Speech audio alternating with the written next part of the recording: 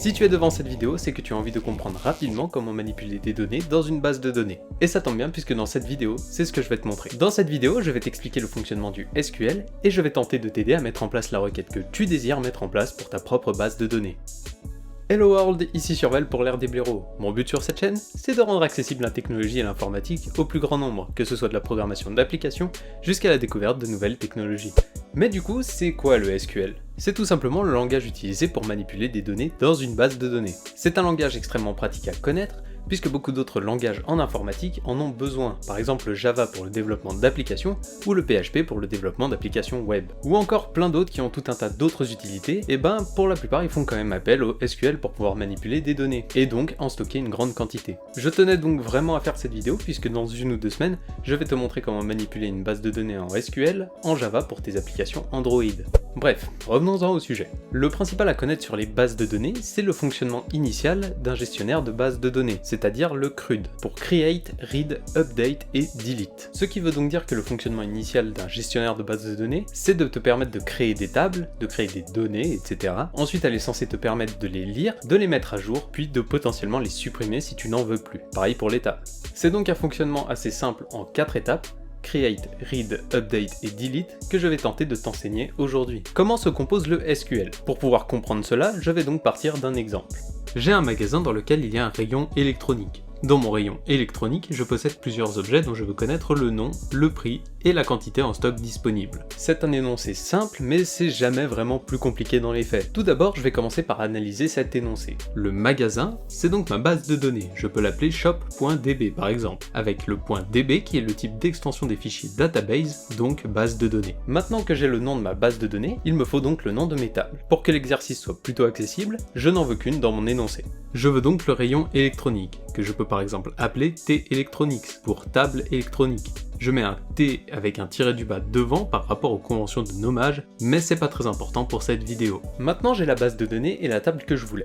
On a presque fini d'analyser mon énoncé, il ne me reste plus qu'à identifier comment les champs de ma table vont donc être décrits. Je voulais donc connaître le nom, le prix et le stock de chaque produit. C'est donc par rapport à ces 3 informations que je vais définir les objets de mon rayon d'électronique. Le nom sera Name Product, le prix sera Price Product et le stock sera Stock Product. On obtient donc ce schéma qui s'appelle un UML. J'ai donc fait l'UML, du moins en partie, de ma base de données. Par contre, il me manque quelque chose d'important dessus. Dans le langage SQL, on doit définir une clé primaire pour chaque table, qui me servira donc à indexer toutes mes données. Donc il me faut une clé primaire pour la table T-Electronics. Cette clé primaire, je vais donc l'appeler ID Product. Maintenant, on sait ce qu'on doit créer. Par contre, je n'ai toujours pas fini pour mon UML. Il me manque toujours le type de données pour chaque information.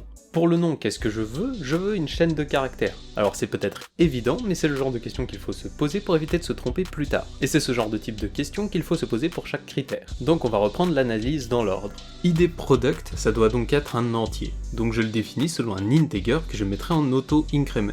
Ça me permettra de mettre un identifiant automatiquement sur chaque champ de ma table. Pour le Name Product, je veux que ce soit du texte, donc Price Product, je veux que ce soit un float, car on a souvent des prix qui ne sont pas des entiers, comme 7,99€ par exemple. Et pour finir, mon stock c'est forcément un entier. Je ne possède pas 0,5 cartes Arduino, j'en ai une ou 0 à vendre. Donc on aura un integer. Ça peut sembler être un petit peu stupide, mais il est très important de se poser ce genre de questions pour éviter les problèmes plus tard dans notre application. Et maintenant que j'ai défini tout ça, j'ai enfin fini mon UML. Donc là j'ai essayé d'expliquer, donc ça m'a pris un petit peu de temps, mais avec l'habitude on finit par développer quelques automatismes, et ça prend plus que quelques instants de mettre en place tout ça. Maintenant que mon UML est terminé, qu'est-ce que je fais ? Eh bien il faut que je crée ma première table, et que je définisse tous les champs qui seront décrits dedans. Pour créer une table, on va donc écrire ceci. Comment cet ordre se décompose ? On commence par créer la table avec son nom, puis entre parenthèses, on inscrit toutes les spécificités qui définissent les champs de ma table. Ici c'est l'identifiant, le nom, le prix et le stock restant. L'identifiant ne doit pas être une donnée vide et c'est pour ça qu'on écrit note nulle, et comme il s'agit de la clé primaire, on écrit primary key. Pour les ordres de création, c'est un peu toujours la même chose. Maintenant, si j'ai 7 cartes Arduino Uno qui sont toutes à vendre à 19,99€ chacune, je vais devoir insérer ce champ dans ma table, donc je vais l'écrire comme ça. Pour ajouter des données dans ma table, table, j'ai donc inséré dans les colonnes citées après le nom de cette table les données que j'ai voulu sauvegarder. Je n'ai pas défini d'entier pour ID product puisque c'est ma clé primaire qui va s'auto-incrémenter. Je rappelle aussi que les chaînes de caractères sont entre apostrophes et non pas entre guillemets pour le SQL. Selon cet ordre, je ne suis pas obligé de remplir les 3 colonnes. Je pourrais juste définir le nom et le prix du produit sans remplir l'information de stock, car je n'ai pas défini lors de la création de ma table que toutes les colonnes devaient être non nulles. Mais ça, en fait, c'est une des spécificités du SQL, que je vais te laisser regarder par toi-même pour que tu puisses approfondir tes connaissances, si tu le souhaites. Résumons un petit peu tout ce qu'on vient de faire. On a la création de la table et on a la possibilité d'insérer des champs dans celle-ci.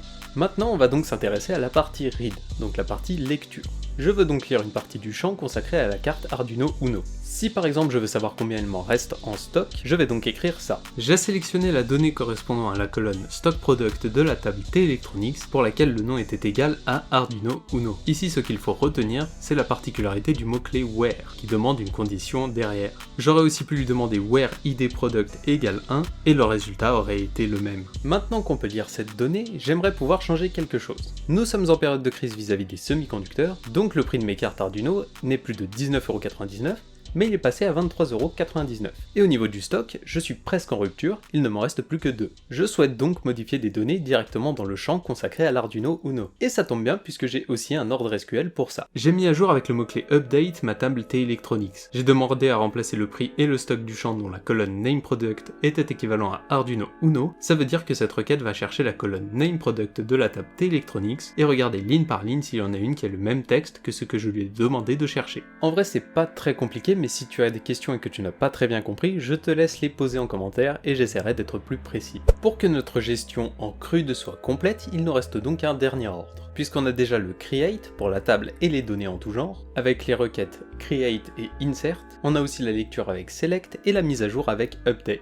On a donc pas mal avancé, il ne me reste plus qu'une requête à mettre au point, la fonction de suppression, donc le delete. Pour ça je triche un petit peu puisque je vais te fournir 2 requêtes différentes, une pour supprimer une table et une pour supprimer des données dans cette table. On va donc procéder dans l'ordre. Pour l'instant je ne veux plus du tout d'Arduino Uno dans mon rayon. Je souhaite donc supprimer la ligne liée aux Arduino Uno dans ma table. Pour ça, je vais écrire comme ceci. Dans notre cas très précis, je n'ai créé qu'une seule ligne dans ma table. Je peux donc faciliter la commande et demander à supprimer toutes les données de la table car je n'en ai qu'une seule et elle correspond forcément à Arduino Uno. Dans ce cas, je vais demander delete from T-Electronics. Tout simplement. Et ça pourra effacer toutes mes données sans supprimer ma table. Maintenant, admettons que dans mon magasin je ne veuille plus du tout de rayon d'électronique parce que ce n'est plus rentable. Je veux donc supprimer ce rayon de ma base de données. Pour ça, je vais écrire comme ceci. Et ma table sera supprimée, peu importe ce qu'il y avait dedans. En conclusion, on peut donc remarquer une certaine récurrence dans la forme des requêtes en SQL. En gros, on demande une action sur une table ou une colonne ou une ligne, selon une certaine condition. Avant mon tout dernier conseil, je vais donc te demander de t'abonner à la chaîne et d'activer la cloche,